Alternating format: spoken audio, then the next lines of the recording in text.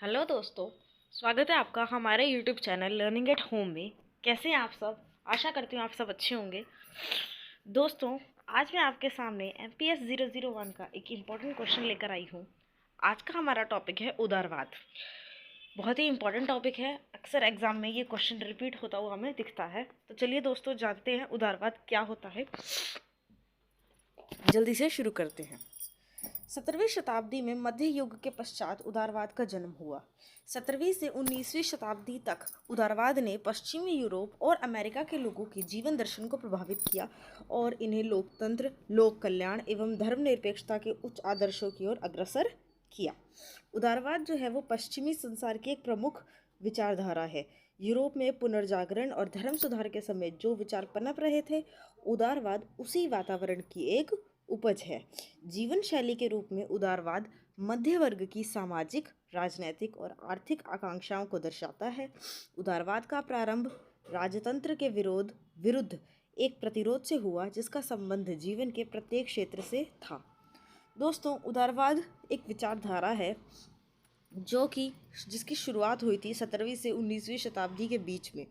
यह राजतंत्र के विरोध जब लोगों ने अपना प्रतिरोध दिखाना शुरू किया, तब इसका जन्म हुआ था। और उदारवाद का जो संबंध है वो जीवन के हर क्षेत्र से ही जुड़ी हुई है।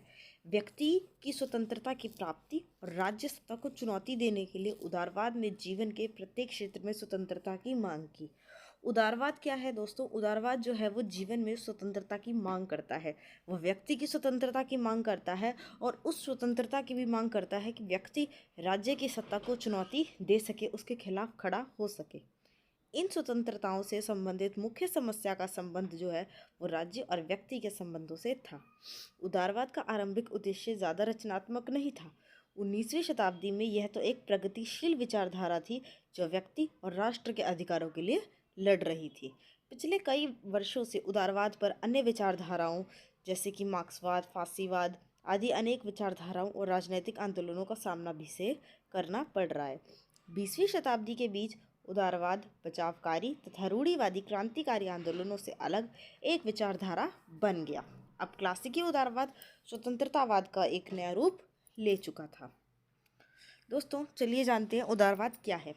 उदारवाद ना तो कोई विशेष सिद्धांत है, ना कुछ सिद्धांतों का समूह, बल्कि यह तो जीवन के प्रति एक दृष्टिकोण है, एक विचारधारा है। उदारवाद जो है ये एक हमेशा गतिशील और लचीली रहने वाली संकल्पना है। इसका जन्म राजतंत्र और सामंतशाही तथा चर्च की निरंकुशता के विरोध में हुआ था। जब 17वीं से 19वीं शताब्दी में यूरोप में चर्च की निरंकुशता बढ़ती जा रही थी, सामंतशाही बढ़ती जा रही थी, तब उसके विरोध में उदारवाद का जन्म हुआ था। लचीलेपन और परिवर्तनशीलता के कारण उदारवाद की विशुद्ध परिभाषा देना कठिन है। लॉस्की कहते हैं, उदारवाद की व्याख्या आसान नहीं है, परिभाषित करना तो और भी कठिन है, क्योंकि यह कोई सिद्धांत न होकर मस्तिष्क की एक सोच या आदत है। यह कोई वस्तु नहीं है, कोई चीज़ नहीं है, ना ही कोई सिद्धांत है, बल्कि यह तो हमारी सोच है, हमारे विचार हैं। उदारवाद जो है उसका दृष्टिकोण कैसा है? लचीला है, और वह हमेशा ये प्रयास करता है कि लोगों को बेहतर भविष्य कैसे बनाया जाए। यदि मैं आपसे आम भाषा में कहूँ तो उदारवाद जो है वो व्यक्ति की स्वतंत्रता की मांग करता है। वे कहता है उदारवाद एक व्यक्ति, इंडिविजुअल, एक अकेले व्यक्ति की हम बात कर रहे हैं यहाँ पे, एक अकेला व्यक्ति, उसके पास अधिक से अधिक स्वतंत्रता होनी चाहिए।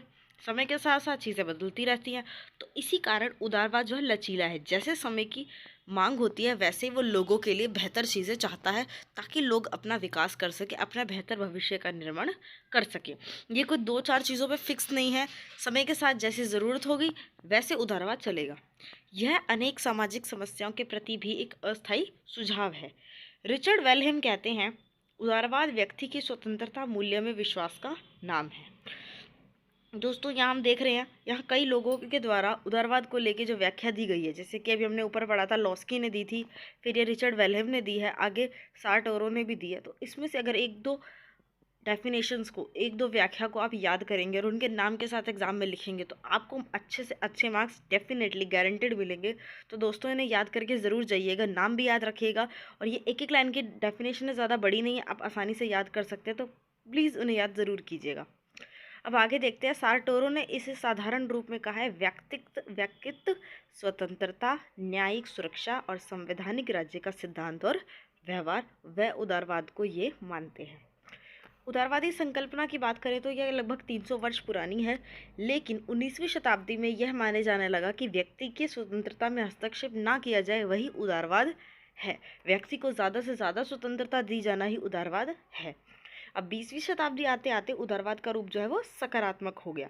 वह क्या कहने लगा? वह कहने लगा कि राज्य सभी व्यक्तियों के कल्याण और सुविधाओं का उपाय करे, राज्य व्यक्ति को ज़्यादा से ज़्यादा सुविधाएं दे। उदारवाद व्यक्ति की स्वतंत्रता में वृद्धि चाहता है। लॉस्की कहते हैं, उदारवाद के विचार में स्वतंत्रता का भाव है, यह भाव विवश भी कर सकता है।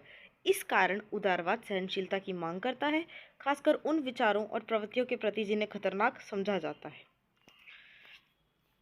अब देखते हैं दोस्तों उदारवाद की विशेषताएं। उदारवाद राजनैतिक संकल्पना के साथ साथ एक सामाजिक, आर्थिक, सांस्कृतिक और नैतिक अवधारणा भी है। हेलोवेल ने क्लासिक उदारवाद की कुछ विशेषताएं बताई हैं। पहली है मानवीय व्यक्तित्व के मूल्य तथा व्यक्ति की आध्यात्मिक समानता में विश्वास रखना। दूसरी है व्यक्तिगत इच्छा की स्वायत्ता में विश्वास रखना। तीसरा व्यक्ति की अच्छाई तथा उसमें जो विवेक है उसमें विश्वास रखना। अगला है व्यक्ति के कुछ अभेदी अधिकारों, खास जैसे कि जीवन, स्वतंत्रता और संपत्ति के अधिकारों में विश्वास रखना, उनका प्रोत्साहन देना। अगला है अधिकारों की रक्षा के लिए राज्य का परस्पर सहमति के फलस्वरूप अस्तित्व में आना। अगला है व्यक्ति तथा राज्य के बीच संविदावादी संबंध रहे। फिर अगला है आदेश की अपेक्षा कानून के द्वारा सामाजिक नियंत्रण की प्राप्ति भी संभव हो। जीवन के सभी क्षेत्रों में व्यक्तिगत स्वतंत्रता राजनैतिक, आर्थिक, सामाजिक, बौद्धिक और धार्मिक हो। व्यक्ति के जीवन के जितने भी क्षेत्र हैं, चाहे वो राजनैतिक हो, आर्थिक हो, सामाजिक हो, बौद्धिक हो, धार्मिक हो, इन सभी क्षेत्रों में उसको ज़्यादा से ज़्यादा स्वतंत्रता मिले। अगला है वह सरकार सर्वोत्तम होती है जो कम से कम शासन करती है। इसका मतलब है कि वह सरकार बढ़िया है जो लोगों के जीवन में, उनकी स्वतंत्रता में, उनके अधिकारों में कम से कम हस्तक्षेप करती है। नेक्स्ट पॉइंट है इस तथ्य में विश्वास रखना कि व्यक्ति के प्राकृतिक विवेक द्वारा सत्य की सुलभता संभव है। व्यक्ति को इतना उसके पास प्राकृतिक विवेक है, उसको नेचर ने इतना दिमाग दिया है, इतनी बुद्धि दी है कि वह सत्य की खोज खुद कर सकता है, वह सही गलत का भेद खुद जान सकता है। अब देखते हैं उदारवाद का उदय। उदारवाद का जो मुख्य विकास है वो इंग्लैंड में हुआ था, यद्यपि इंग्लैंड तथा स्पेन में भी इसका प्रभाव था।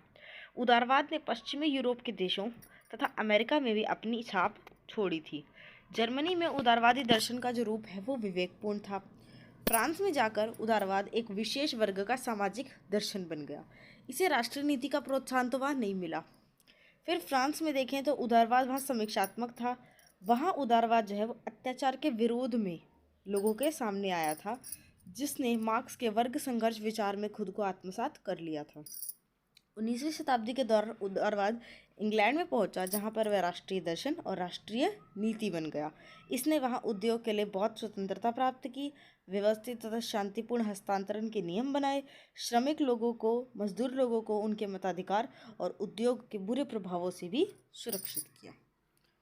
इस तरह उदारवाद ने पूरे विश्व में अपनी छाप छोड़ी।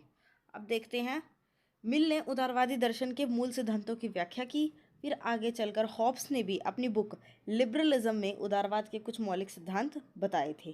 तो जानते हैं कि वो मौलिक सिद्धांत क्या है। पहला है व्यक्तिगत स्वतंत्रता। व्यक्ति की स्वतंत्रता ही उदारवाद का सार है। इसके अंतर्गत स्वतंत्रता के अनेक अधिकार और कर्तव्य, जैसे कि भाषण, लिखने की स्वतंत्रता, चिंतन तथा विश्वास की स्वतंत्रता, ये सब शामिल है। व्यक्तिगत स्वतंत्रता का एक आयाम यह भी है कि व्यक्तियों के बीच धर्म, जाति, लिंग, रंग या आर्थिक किसी भी आधार पर भेदभाव ना किया जाए। दूसरा है नागरिक स्वतंत्रता। इसका अर्थ है कि व्यक्ति पर व्यक्ति का शासन ना हो, बल्कि कानून का शासन हो।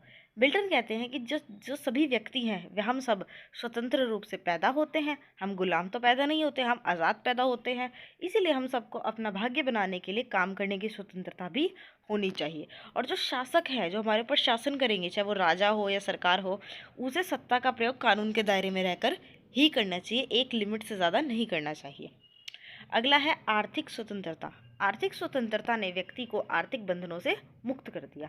इसका संबंध संपत्ति के अधिकार और समझौता करने के अधिकार से है, जिसके फलस्वरूप राज्य जो है वे व्यक्ति के आर्थिक मामलों में कम से कम हस्तक्षेप करे। राजनैतिक स्वतंत्रता तथा लौकिक संप्रभुता, यानी सभी को एक समान अधिकार और एक समान अवसर मिले। हॉब्स हाउस इन्हें उदारवाद का गौरव बताते हैं। राजनीतिक स्वतंत्रता और लौकिक संप्रभुता की संकल्पनाओं के दूरगामी परिणाम हुए हैं और इनसे अनेक सिद्धांतों को भी बनने में मदद मिली है, जैसे कि सार्वजनिक सबको मताधिकार मिले, अधिकारियों का प्रत्यक्ष चुनाव हो लोगों के सामने, कार्यपालिका विधान पालिका के अधीन हो। ये सारे सिद्धांत भी इसी से निकल कर आए हैं। फिर है क्लासिकी उदारवाद घरेलू स्वतंत्रता, प्रशासनिक, भौगोलिक, जातीय तथा अंतर्राष्ट्रीय स्वतंत्रता को प्रधानता देता है। इसके अतिरिक्त बल प्रयोग की राष्ट्रीय नीति और सैनिकवाद के विरुद्ध वह बात करता है। वह सैनिकवाद को और बल प्रयोग करने को प्रोत्साहन बिल्कुल भी नहीं देता है। तो ये थी आज की वीडियो उदारवाद के ऊपर। मैंने अपनी तरफ से आपको आसानी से समझाने की कोशिश पूरी की है।